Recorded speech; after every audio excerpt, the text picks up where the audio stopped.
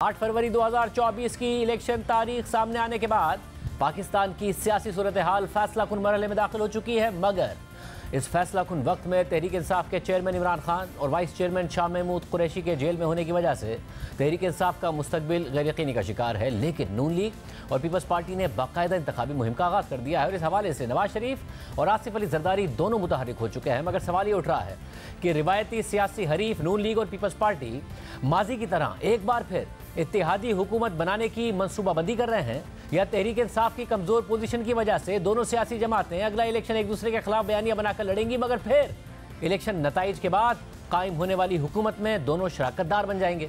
अहम बात यह है कि नवाज शरीफ की वापसी के बाद आज पहली दफा यह खबर सामने आई कि उनका पीपल्स पार्टी के शरीक चेयरमैन आसिफ अली जरदारी से टेलीफोनिक रब्ता हुआ है।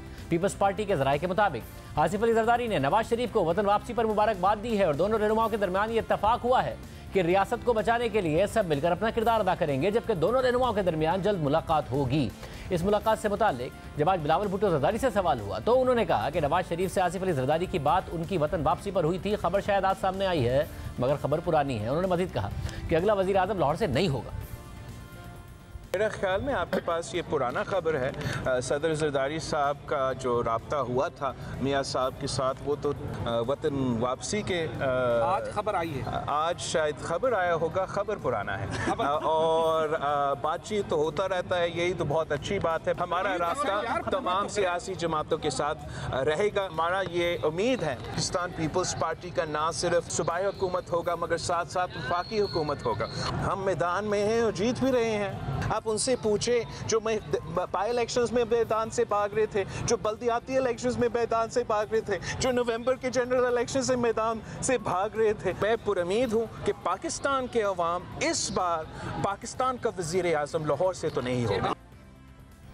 जरदारी कह रहे हैं कि पाकिस्तान का वजीर आज़म लाहौर से नहीं होगा, जबकि इससे पहले मॉडल टाउन लाहौर में नून लीग के कायद नवाज शरीफ की सरबराही में पार्टी रहनुमाओं का इजलास हुआ और नवाज शरीफ ने पार्टी रहनुमाओं को इलेक्शन की तैयारी करने की हिदायत कर दी और कहा है कि तरक्की का सफ़र जहां से रुका वहीं से शुरू करेंगे। जबकि आज ही आसिफ अली जरदारी ने भी पार्टी कारकुनों को इंतखाबी मुहिम शुरू करने की हिदायत कर दी है और ये पैगाम भी दिया है कि 8 फरवरी का सूरज बिलावल भुट्टो जरदारी की फतह का पैगाम लेकर तुलू होगा। यानी पीपल्स पार्टी अब भी इस उम्मीद में है कि अगले वज़ीर आज़म बिलावल भुट्टो जरदारी होंगे और लाहौर से वज़ीर आज़म नहीं आएगा। लेकिन इंतखाबात के सबसे बड़े मैदान पंजाब में पीपल्स पार्टी की पोजीशन फिलहाल कमज़ोर है और सिंध जहां पीपल्स पार्टी मजबूत है और गुज़िश्ता 15 साल से हुकूमत कर रही है, वहां से पीपल्स पार्टी के खिलाफ सियासी जमातों के एक इत्तेहाद की खबरें सामने आ रही हैं।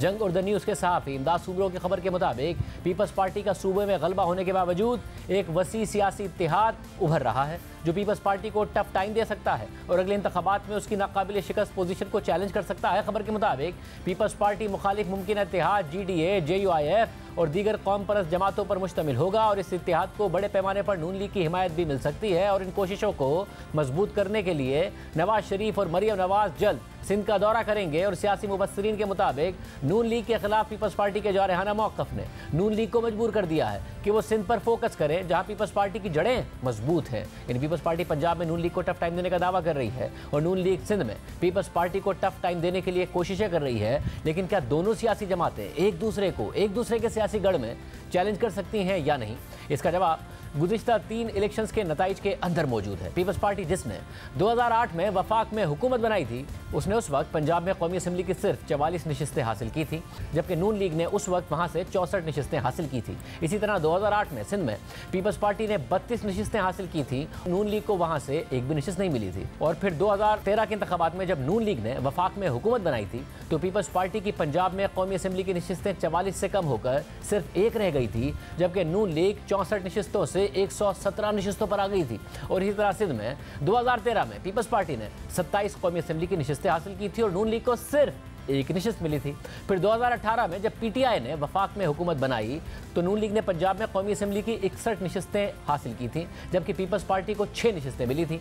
इसी तरह सिंध में 2018 के इंतखाबात में पीपल्स पार्टी ने कौमी असम्बली की 36 नशिस्तें हासिल की और नून लीग को सिंध में कौमी असम्बली की 1 भी नशिस्त नहीं मिली थी। लेकिन PTI ने सिंध से कौमी असम्बली की 14 नशिस्तें हासिल कर ली थी और सूबाई असम्बली में भी अपना अपोजिशन लीडर बनाने में कामयाब हो गई थी। यानी इन हक़ाइक़ से वाज़ेह है कि दोनों जमातें एक दूसरे के सियासी गढ़ में पिछले 3 इंतखाबात में चैलेंज नहीं कर सकी हैं और सिंध में तो हाल ये है कि PTI ने अपनी जगह बना ली मगर नून लीग अपनी जगह नहीं बना सकी। तो आज ये दावा किन बुनियादों पर किया जा रहा है, इस हवाले से बात करेंगे। नून लीग पंजाब के सदर राणा सनाउल्लाह साहब और पंजाब से पीपल्स पार्टी के सीनियर रहनुमा कमरुज़्ज़मा कायरा साहब हमारे साथ मौजूद हैं। साथ ही तहरीक इंसाफ से हमारे साथ मौजूद होंगे सीनियर रहनुमा अली मोहम्मद खान साहब, उनसे भी हम बात करेंगे। राणा साहब, पहले तो खबर आई थी कि जरदारी साहब का नवाज शरीफ साहब का राब्ता हुआ है। बिलावल भुट्टो जरदारी साहब ने कहा ये तो पहले हुआ था जब नवाज शरीफ साहब की वापसी हुई थी, कोई नया राब्ता नहीं हुआ है। साथ ही का लाहौर से अगला वज़ीर आज़म नहीं होगा। आप लोग नवाज शरीफ साहब को वज़ीर आज़म पेश कर रहे हैं और वो कह रहे हैं अगला वज़ीर आज़म लाहौर से नहीं होगा, बल्कि जरदारी साहब कह रहे हैं बिलावल भुट्टो होंगे।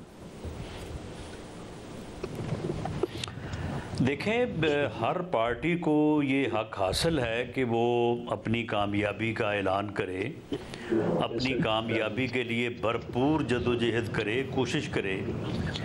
अगर एक पार्टी जो है वो आज ही ये तस्लीम कर रहे कि दूसरी पार्टी का वज़ीर आज़म होगा, मुराद इस बात से ये होगी कि उस पार्टी ने अपनी शिकस्त जो है वो कबूल कर ली है।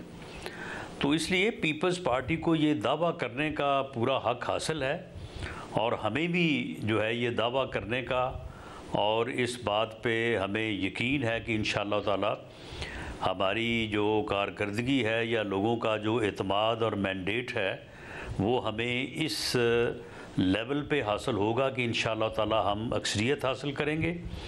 और जब अक्सरियत हासिल करेंगे तो फिर ठीक है, फिर हमारा ही वज़ीर आज़म होगा। अगर कोई और अक्सरियत हासिल करेगा तो उसका होगा। नहीं, मगर राणा साहब, आप अक्सरियत कैसे हासिल करेंगे? खबरें तो आ रही हैं कि आप लोग सिंध में कोशिश कर रहे हैं कि कुछ इत्तेहाद बनाए, पीपल्स पार्टी का मुकाबला करें, मगर पीपल्स पार्टी का मुकाबला 2008 से लेकर अब तक आप कर नहीं पाए हैं। वो सिंध में मजबूत ही होती रही है और आप क्या पंजाब में अकेले से सिंपल मेजॉरिटी ले लेंगे? तो वाज़ेह नहीं है कि आप और पीपल्स पार्टी की साथ ही मिलकर हुकूमत बनानी पड़ेगी अगर बनाई? देखें, ये चीज़ें जो हैं, ये अगर इलेक्शन का रिज़ल्ट ऐसा होता है कि कोलिशन गवर्नमेंट की तरफ मामला जाता है तो उसमें फिर तमाम ऑप्शन जो हैं वो उस वक्त उनको सामने रखा जा सकता है।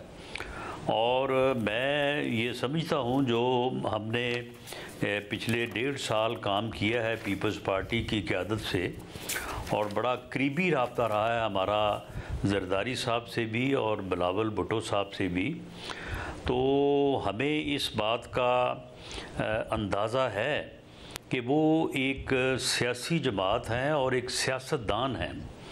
वो उस तरह के नहीं हैं कि मैं किसी को नहीं छोड़ूंगा और मैं अपने मुखालफ सियासतदानों से बैठने से पहले बेहतर है कि मैं मर जाऊं और मैं जो है वो सबको जो है वो जेल में डाल दूंगा और मैं जो है वो किसी को रास्ते में छोड़ूंगा नहीं। ऐसा नहीं करने वाले, वो हालात को समझते हुए मुल्क की बेहतरी के लिए जो भी हालात होंगे उसमें वो एक अपना किरदार, भले उनका किरदार जो है वो कोलिशन पार्टनर का हो या अपोजिशन का हो, तो उसको अदा करेंगे। कायरा साहब, क्योंकि ज़रा पंजाब में आप खुद बहुत एक्टिव हैं, इस वक्त भी कैंपेन में मसरूफ़ हैं, मगर पंजाब में अगर पीपल्स पार्टी की परफॉर्मेंस देखें 2008 से अब तक तो वो बहुत ज़्यादा मायूस कुन रही है। तो ये कॉन्फिडेंस किस बात का, सिवाय इलेक्शन स्लोगन के, कि बिलावल भुट्टो किसी भी तरीके से वज़ीर आज़म बन जाएंगे और लाहौर का वज़ीर आज़म नहीं बनेगा, जो कि नवाज शरीफ साहब को वो पिच कर रही है नून लीग? देखिए, गुजारिश ये है कि ये जो वज़ीर आज़म का इशू है, ये कौन बनेगा वज़ीर आज़म, इसका राणा साहब ने जो जवाब दे दिया मेरे ख्याल बड़ा कम्प्रिहेंसिव है।